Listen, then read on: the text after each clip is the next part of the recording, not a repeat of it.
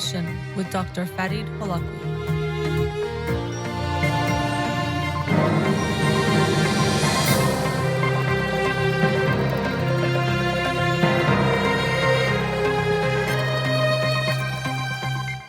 Good evening and welcome to In Session.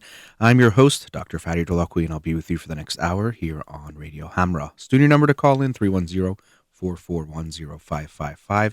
I'm a licensed clinical psychologist, so you can call in with any questions related to clinical psychology, including any emotional or psychological issues, parenting issues, and relationship issues as well. You can also follow me on Twitter or Instagram, or like my page on Facebook to get updates on the show or suggest topics or books for the program. And the shows are uploaded at the end of each week to my SoundCloud page and podcast on iTunes. Again, the studio number 310-441-0555.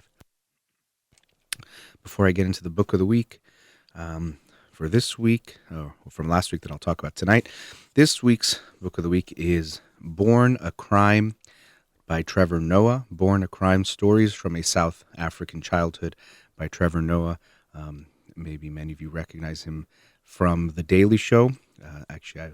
One of the few shows I watch almost every night is that show, so I'm a big fan of his and wanted to read his book. And I did want to include at least a few authors during February and Black History Month that were African-American, or in this case, South.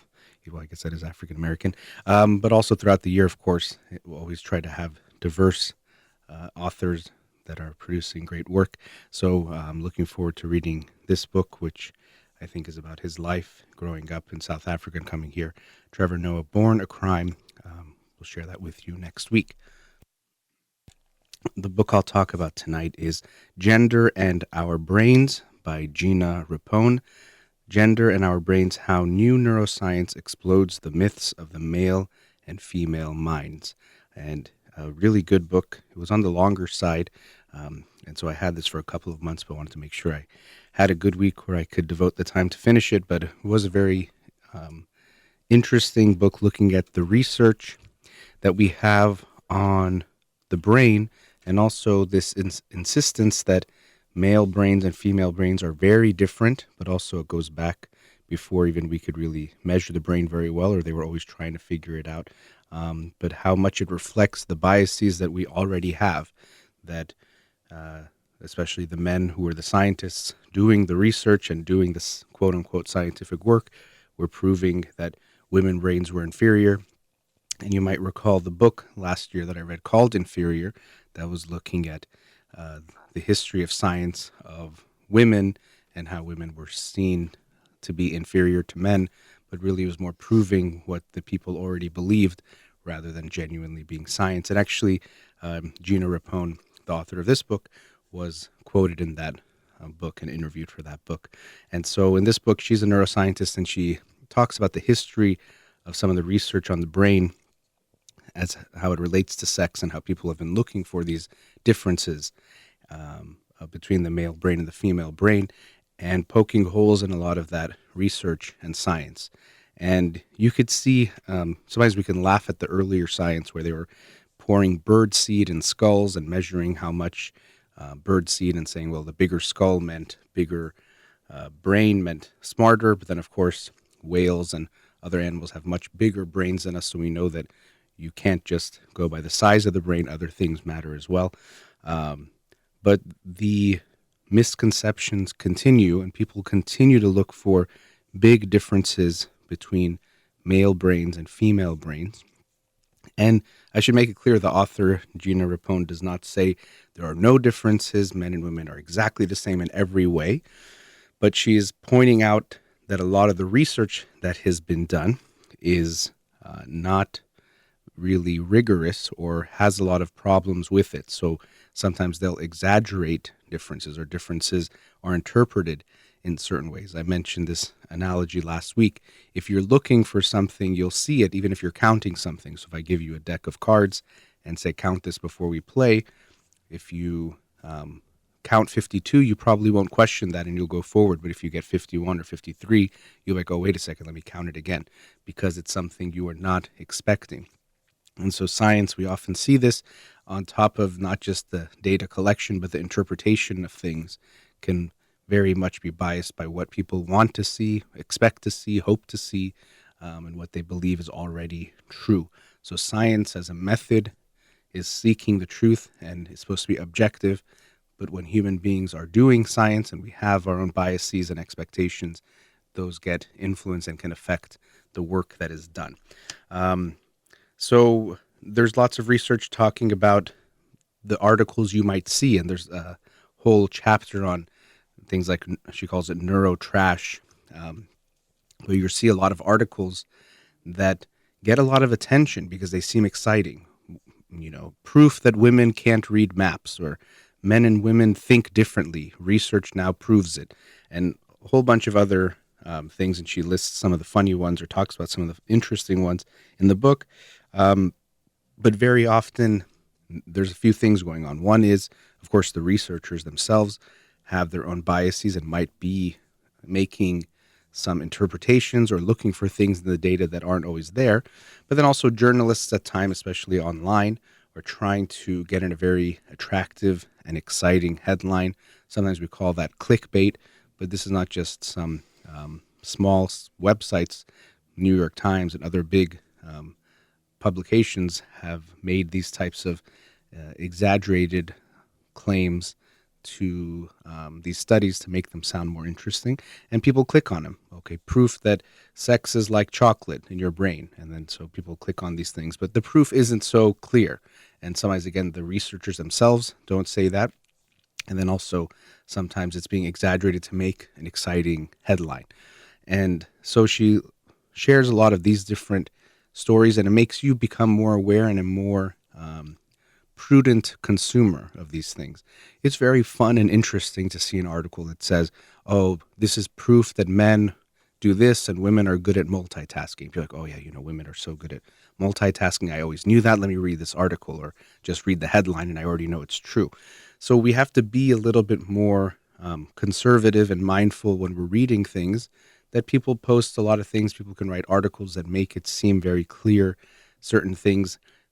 Sex sells, but also talking about sex in this way, male and female, also sells. People get interested in these types of articles. And so as exciting as they might be, as appealing as they might be, we have to be cautious when we are looking at these types of articles.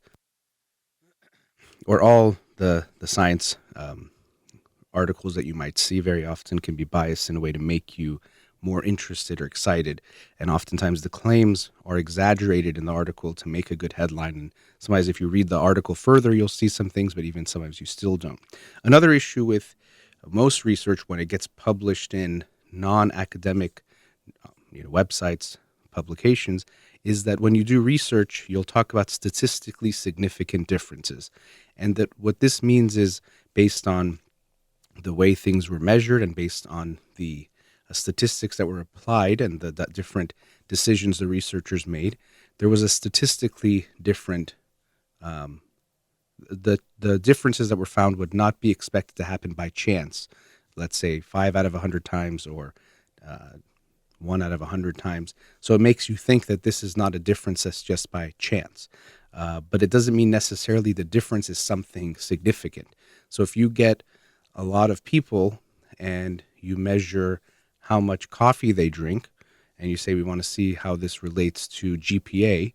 And if you have a lot of people, you might find that, having more coffee gives you a higher GPA. But when you look at it, you see that for every cup you have, it's a 0.001 boost in your GPA. So maybe they could find a difference in the statistics, but it doesn't actually mean in real life the effect is something significant. And so sometimes that will happen in the research too. They'll find a difference, but the difference doesn't mean very much or shouldn't have a big impact. If I tell you that on average men are slightly better at this than women, it doesn't necessarily mean if you're hiring someone, you should definitely choose a man because of this. It might be that there's such a slight difference that really it doesn't amount to very much. Another big point she makes in the book, which is very interesting to me because I hadn't seen it presented this way, and partially I think the title, Gender and Our Brains, is that she first introduces the concept of plasticity. So even I remember when I was first in college, there was always this notion that you are born with a certain number of brain cells, neurons, and after that, the brain is pretty much fixed. There's development, and of course, prenatally and for babies, and then different stages you might have some, but really that's it. Whatever you got is what you got, and that's all you're going to have. Now there does seem to be some indication that there's neurogenesis. Some neurons could be, I guess, come to life or could be developed later in life. But more importantly than that, the plasticity of the brain, meaning that there can be changes in the brain that happen based on experiences, based on what happens to the person who has that brain. So a brain is not just something static that once it's set in the skull and doesn't change. It actually can have a lot of things that happen to it over time, big impacts. And there's been studies that can be interesting looking at, for example, London taxi drivers, and they have to pass a test called the knowledge, and they learn, I think it's like 25,000 roads and different landmarks and things that they have to be able to memorize in order to become a London taxi driver. And they notice changes in the brain of these individuals that relates to things like locations and things like that. I'm not saying the right parts of the brain, and that part is not necessarily significant, but we do see the brain change. And also they've done studies, for example, with juggling, where they will have people measure their brain, then they'll teach them to juggle or have them practice juggling for a few months, and some parts of their brain related to movement and hand-eye coordination, you'll see changes that take effect. So we know very clearly that the brain gets impacted by its experiences, by what it does, by what it doesn't do, and over time this can have big impacts on the brain. And so she introduces, or at least was an introduction to me, this point that when we're looking at differences between male brains and female brains, along with the other issues that I've already brought up, we also have to be aware of the fact that because of the world we live in and because of the world these male brains and female brains are in, that is going to impact those brains and those people. It's not just that whatever you see is because of how different they are in some innate, essential way. The impact of the environment is going to have tremendous effects on the brains of these individuals.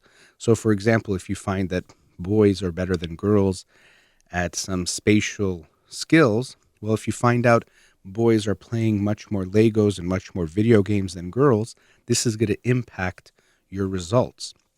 And so we have to be aware of the gendered world we live in, and that's a lot of what the later part of the book is about, is seeing these different impacts that, for example, people have talked about how there might be a confidence gap, that men in general have more confidence and belief in themselves. So if there's a job opening, a lot of times men, even if they're not qualified, will apply for the job, whereas women who are qualified or will not apply until they're overqualified because they're not sure they will get it. And as is always the case, it could be easy to blame the women for why do they not have more confidence in themselves, but it's reflected in the reality that men do get jobs at times that women wouldn't. They actually have done studies where they just change the name John and Joan when they present an application, and they see that people respond better to John than to Joan, even though everything else on their resume is exactly the same. So have we made a lot of progress when it comes to sexism? Of course, but do we have a long way to go even in places like the United States? Absolutely. And so we have to be aware that males and females are living, although in the same world, are exposed to different environments. I'll talk more about the book after the break, but before I go, even I was realizing, and I've thought about this before, the ways we treat, because she talks about it's not just kids, but even from babies we start treating them differently. And she talks about blue and pink, and even the cover, there's blue and pink on it. I was thinking about how I interact with babies or even little kids, and I thought about how when it's a baby boy or a young boy, I might call them buddy, like, hey buddy, and then play with them. But with the girl, I might say sweetheart or something else that's more a little bit different than buddy, right? So there's clearly a different way of interacting in this small way, but that shows that there's different ways we view and interact with these children that's going to have an impact on them. And people will play more rough with a boy and play different types of games that they play with a girl. So all these things have an impact from a very young age. But I'll talk more about the book because there was so much in it about how we can think about male, female, how we tend to just assume there's so much difference when maybe there isn't. Doesn't mean we're the same, but maybe we're not as different. Men from Mars, women from Venus. Maybe we're both from Earth. There's a chapter in the book that kind of has a title like that. But anyway, let me talk more about this book, Gender and Our Brains by Gina Rapone. After the break, we'll be right back.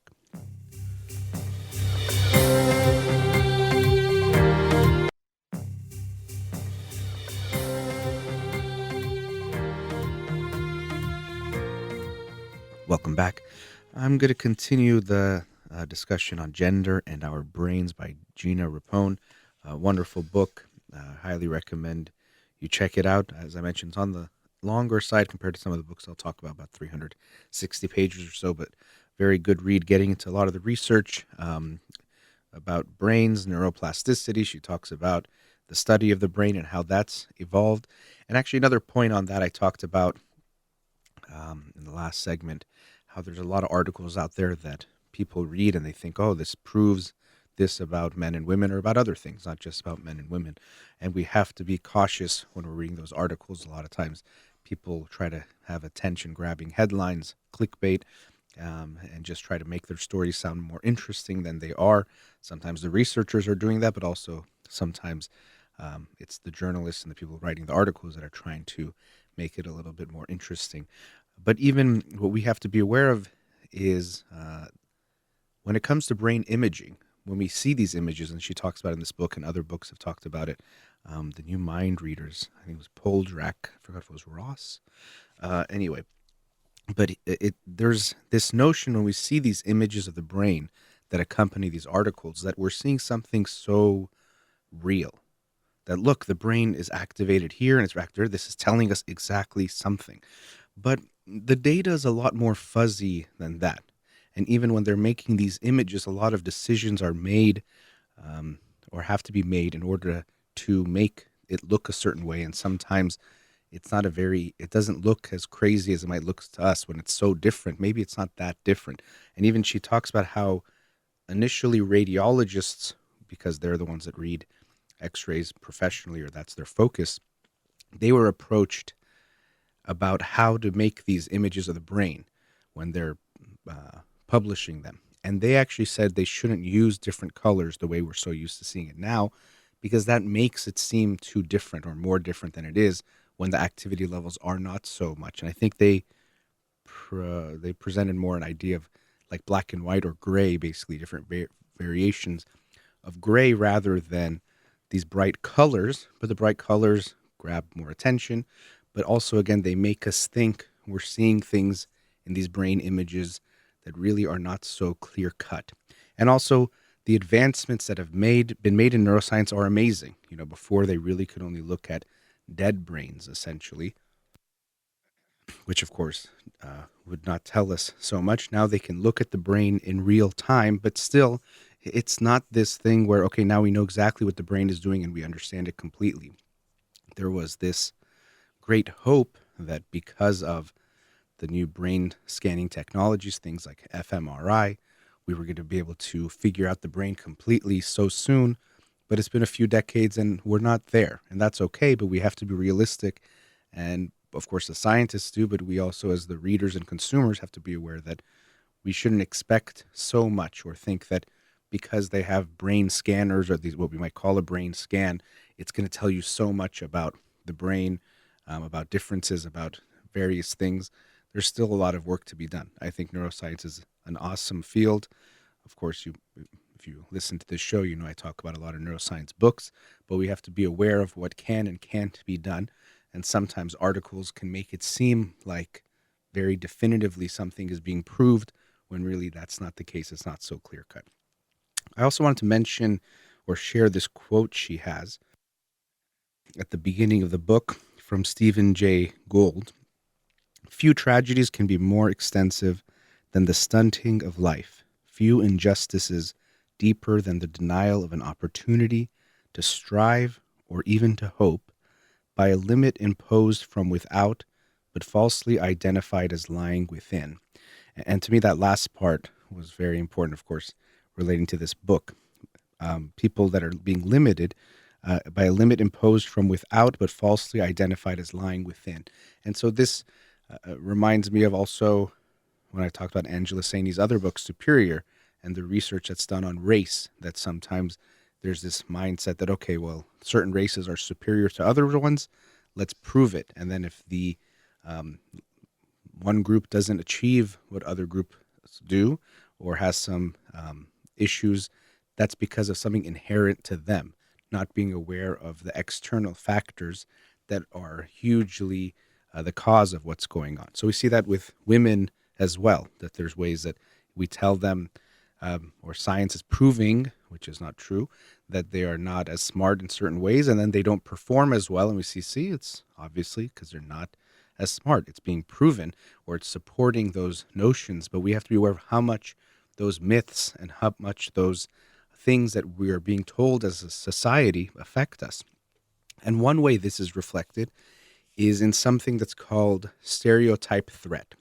So what this means is that performance can be hindered or affected negatively by a certain stereotype that is triggered or brought up in us.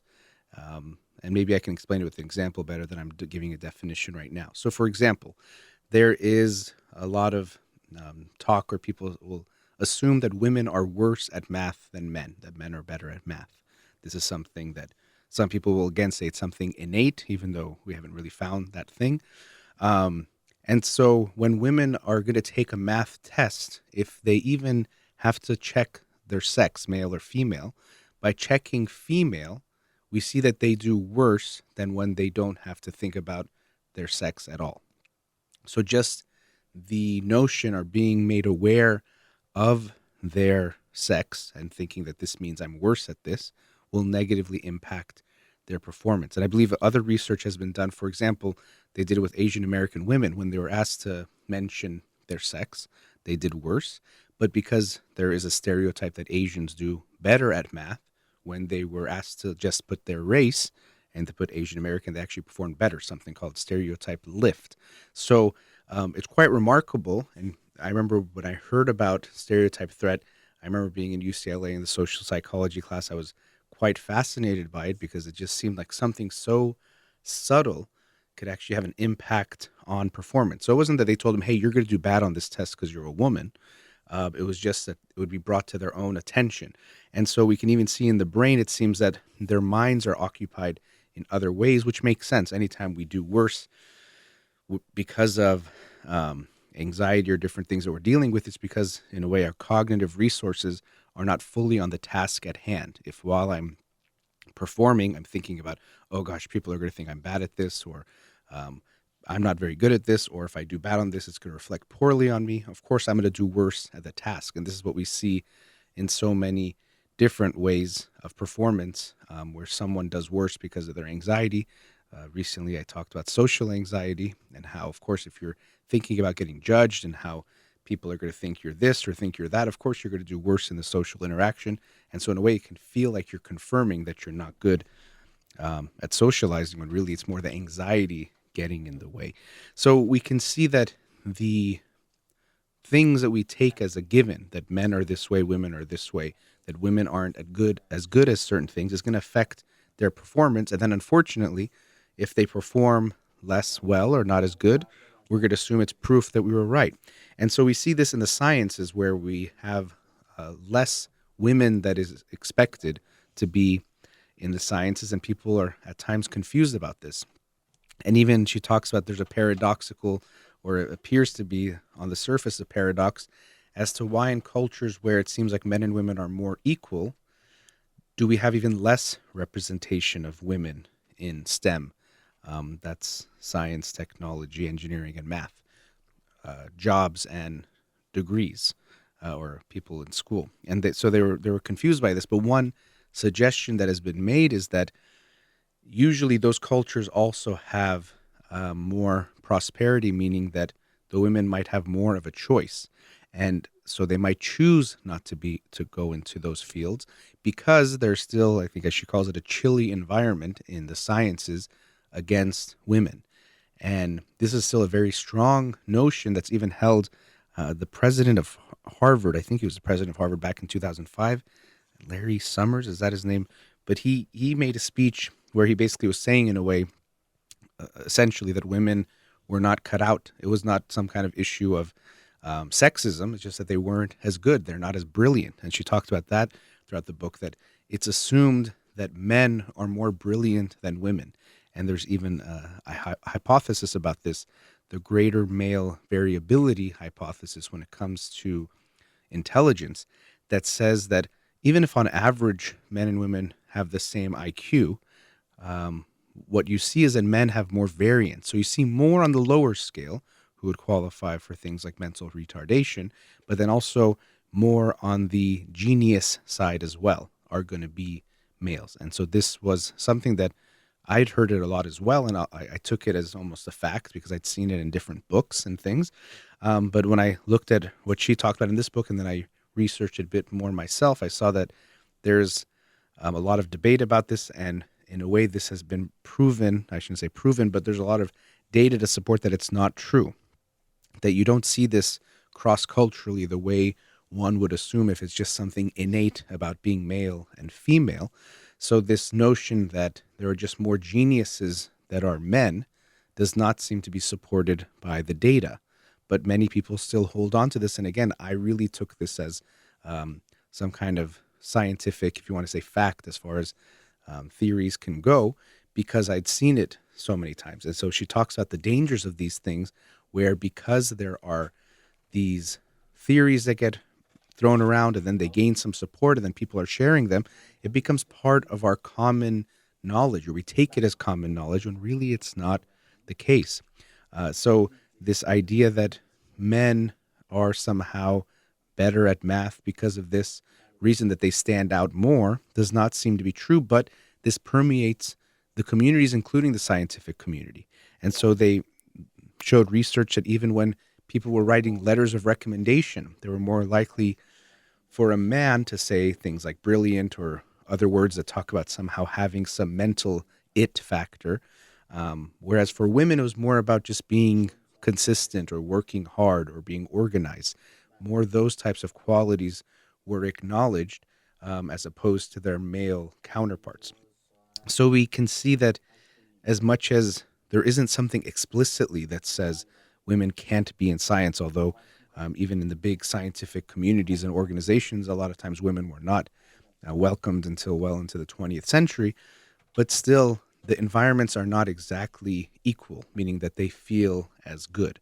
And so, again, that's a big theme throughout this book, is that when we're even looking at male and female brains, we have to be aware that because of the plasticity, the neuroplasticity that we now know exists for brains, that the environment we are in is going to have a big impact on those brains. So if you have a brain living, for example, in a lot of stress, and you compare it to one that doesn't have a lot of stress, they're going to look different, not because of something inherent about those two people, but because of the experiences that they have lived.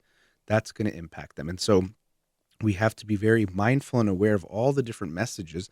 And she shares some themes throughout the book about that we give to boys and girls from a very young age, about what to play with, what not to play with, what they can be and what they can't be. What does a scientist look like? And she shares some research on that, where children were asked to draw a scientist. And several decades ago, almost none of them drew a woman, but even still, much more of them draw a man when they think of scientist. So these things have an impact on what we think we can do and what we think we can't do. And then we can become, in a way, self-conscious of these things we should and shouldn't do. Sometimes I'll talk about things like men shouldn't cry, for example. This is something that gets ingrained in our heads and becomes almost natural. So you might just say, oh no, he just doesn't cry. And to me, it's not actually because they wouldn't want to or they can't, but it's become so automatic to not do that. And so other things that we impose on women can have that same effect and even impact their brains. So as I mentioned at the end of the book, she talks about how she's not trying to say men and women can have no differences, that they're exactly the same, that they should be the same. But she's saying we have to be very aware of when we're looking at the research that we're more rigorous in how we evaluate it and not just say, oh, we found a difference, this is what it means. First of all, we have to be aware that that difference, sometimes how big is it, how important is that? But then also be aware of how could this have been affected by the environments that men and women live in. What is the impact of that as well? So a really great book, lots of research on it. And she looks through a lot of research throughout history and evaluates it and gives great insights about it. And so I really enjoyed the book because of that, that it had this new perspective of thinking a lot more about the impact that the environment and the world is having on the brains that we are studying. So that was Gender and Our Brains by Gina Rapone. All right, let's go into our last commercial break. We'll be right back.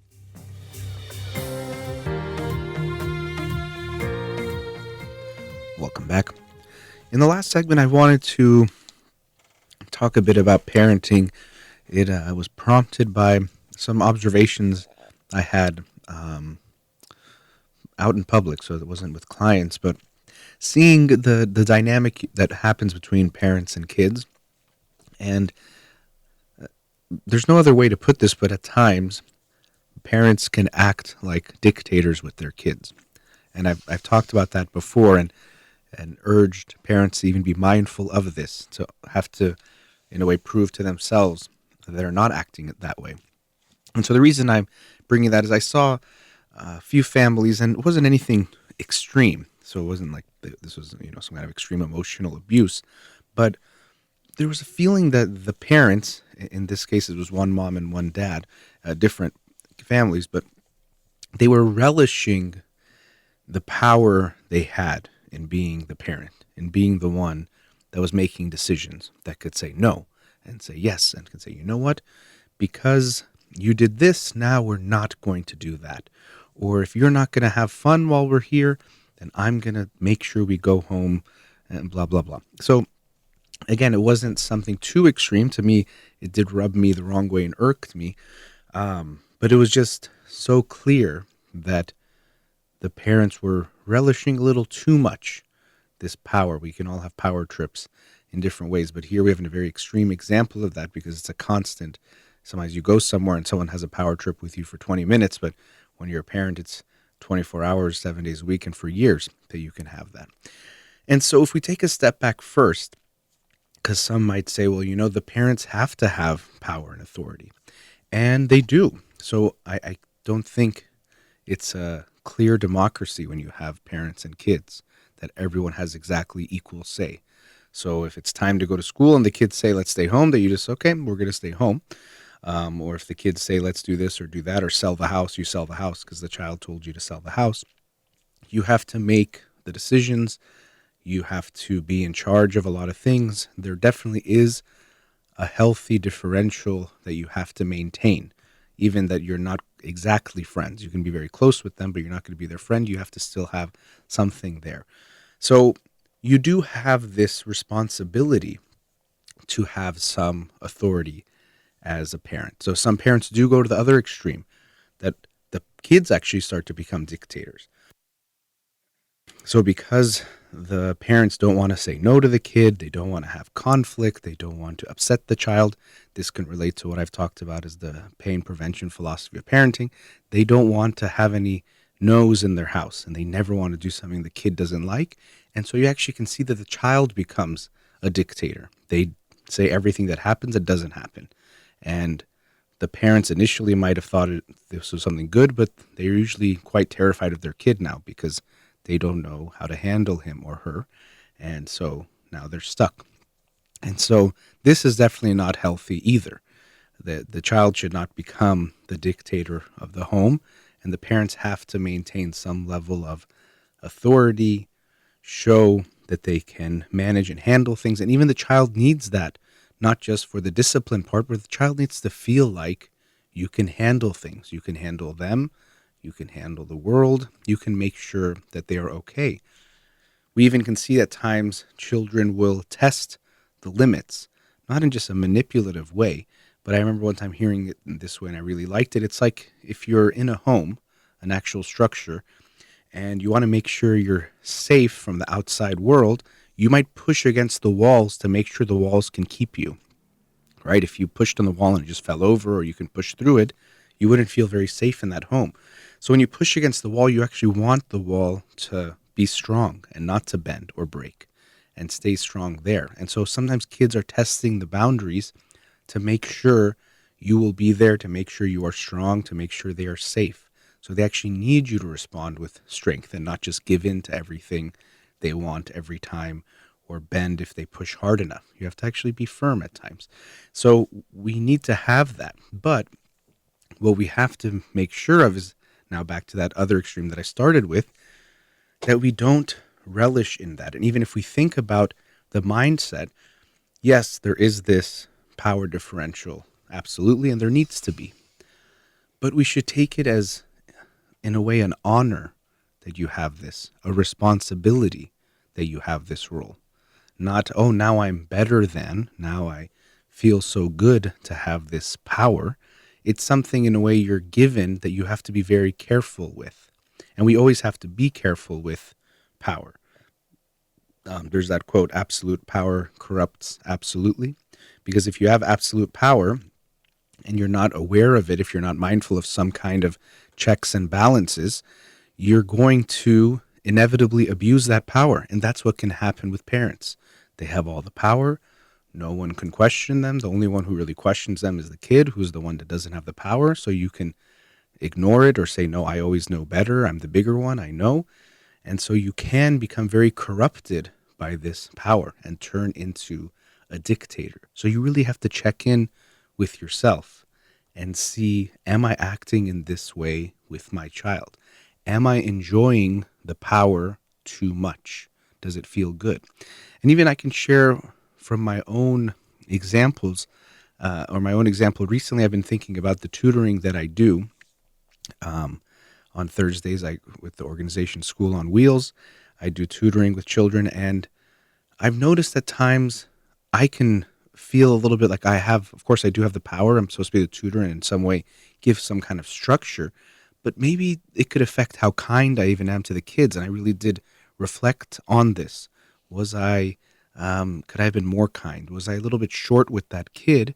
And would I have done that with an adult? Maybe I wouldn't have. Maybe I was a little bit too short with him or with her. I don't remember exactly who it even was, but having some reflections on this and thinking, you know what, maybe it's easier because I'm the adult to, in a way, take advantage of that and respond in a way because I do have, in a way, this power. And so I had to think about that and reflect on it and even be more mindful of how I was approaching that.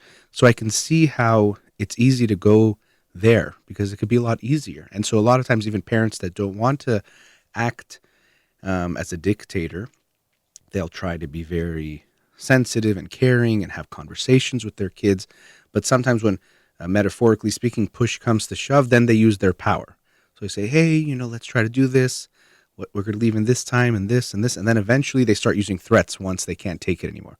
I'm the mom and I said this is the way it's going to be. Or I'm the dad. If you don't do it, I'm going to do this to you now. And so they use their authority, their station, their power to make something happen the way they want it to happen. And it's going to happen with everyone. So I'm not saying you should never do that. But you want to limit the times that happens. So limit is really what we're looking at. It's kind of limits of power. And especially if you are married and have a co-parent together, you can keep each other in check about this. Really ask each other, talk to each other about this. Are there ways that we are acting in a dictator-like way with our kids? And when we think of mandated reporting, so as a psychologist, also teachers, doctors, some other professions, we're mandated reporters for certain vulnerable groups. That includes elderly individuals over 65, dependent adults, meaning they're over 18, but in some way they need someone to take care of them. They're incapacitated in some way that requires someone to take care of them. And of course, children. And if you have any sign of child abuse, you have to make a report to make sure it's looked into. And in most countries, they have these. In the United States, we have it. In different states, sometimes it has a different name. Here in California, it's Department of Child and Family Services is going to look into the situation to make sure that kid is safe.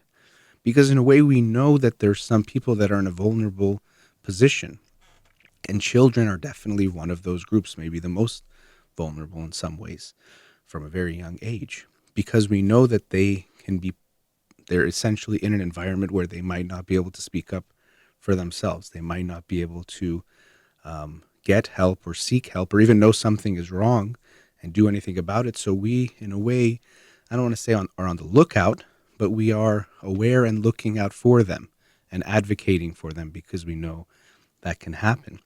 And so, again, coming back to how, as parents, we want to approach this, there's a power differential, absolutely. But you want to make sure your mindset, your approach is, I'm honored to have this. I'm given this position, and I don't want to abuse it. It's actually to me similar to politics.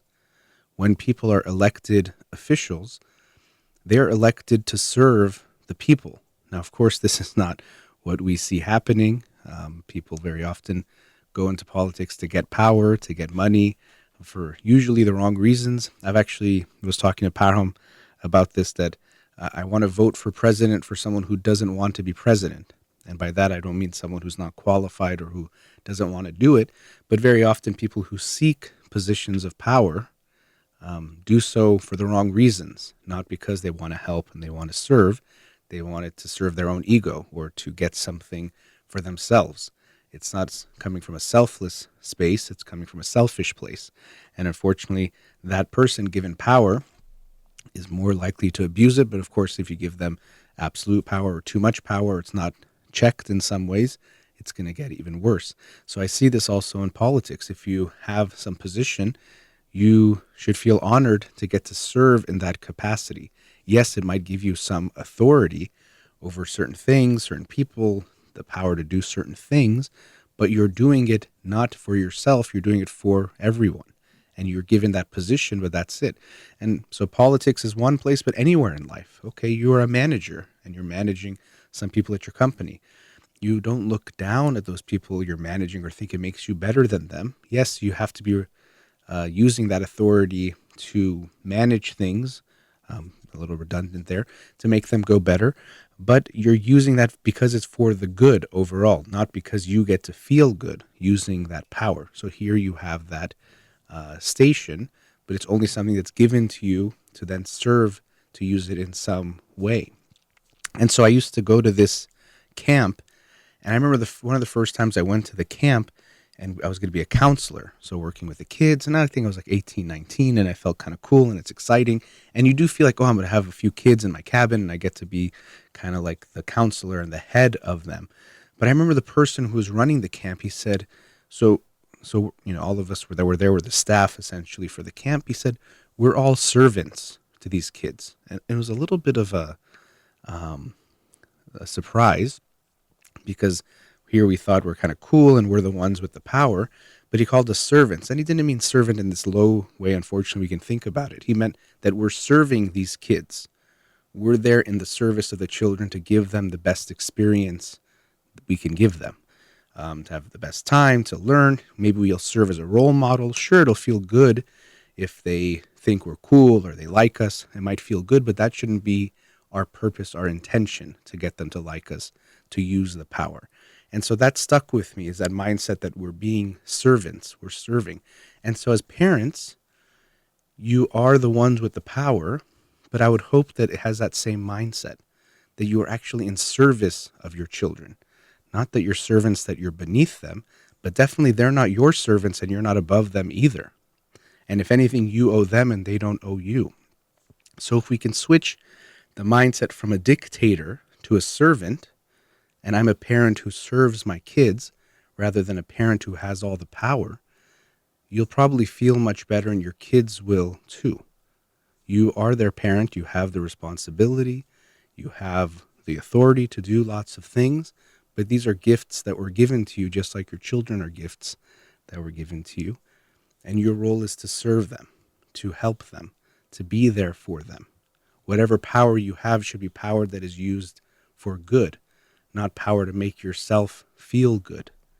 And power can be very addicting. It can feel good. It feels nice to have power and control over a situation. And this is why we have to keep ourselves in check. As I said, if you have a partner, keep each other in check. Be aware of, okay, are we acting in a way that's like dictators? Are we being aware that I'm actually a servant to my kids? I'm there to be there for them. And by servant, it doesn't mean you have to be abused or sacrifice everything. You'd have to take care of yourself for yourself, but also because the stronger and the better you are, the more you can be there for their kids. So I don't want to paint the picture of the martyr, but you are there in service for them. So just a reminder that as parents, it's easy to turn into a dictator, but if we can shift that mindset into the mode of serving, of being a servant to your children, and I think that's the right way to go. Well, we're here at the end of the show. The book of the week for this week is Born a Crime by Trevor Noah. Born a Crime, Stories from a South African Childhood. Really looking forward to reading that and sharing it with you next week. All right, a big thank you to Amir here in the studio as always. You've been listening to In Session with Dr. Farid Holakouee. Have a wonderful night.